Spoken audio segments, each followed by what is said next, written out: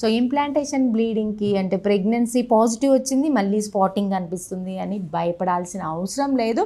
అది implantation bleeding కూడా అయ్యి ఉండొచ్చు, టెన్షన్ పడాల్సింది ఏమీ లేదు. సో మనకి 3వ వారంలోనే ఎంబ్రియో ఫామ్ అయింది, 4వ వారంలో యూట్రస్లో వచ్చి కూర్చుంది. కాబట్టి ఇది చాలా సెన్సిటివ్ పీరియడ్ అనమాట.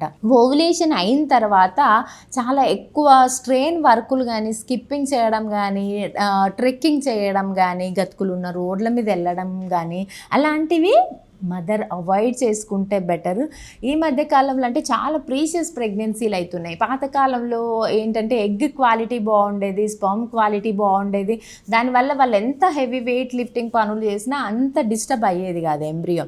ఇప్పుడు ఏంటంటే పిల్లలు సెన్సిటివ్ అయిపోయారు, ఎంబ్రియో కూడా సెన్సిటివ్ అయిపోయింది. సో కొంచెం స్ట్రెయిన్ వర్క్ చేసినా హెవీ బ్లీడింగ్ అవ్వడము, హార్మోనల్ ఇంబ్యాలెన్స్ ప్రాబ్లమ్స్ ఉండడము, ఎగ్ క్వాలిటీ తక్కువ ఉండడం వల్ల ఇలాంటివి జరుగుతున్నాయి. కాబట్టి ఫస్ట్ ఎగ్ రిలీజ్ అయినప్పటి నుండి యూట్రస్లోకి బేబీ వచ్చి కూర్చునే వరకు ఆ 2 వీక్స్ కొంచెం జాగ్రత్తగా ఉండాలి. జర్నీస్ అవి ఎక్కువ చేయకుండా అవాయిడ్ చేయాలి. స్ట్రెయినియస్ వర్క్స్ కూడా అవాయిడ్ చేయాలి.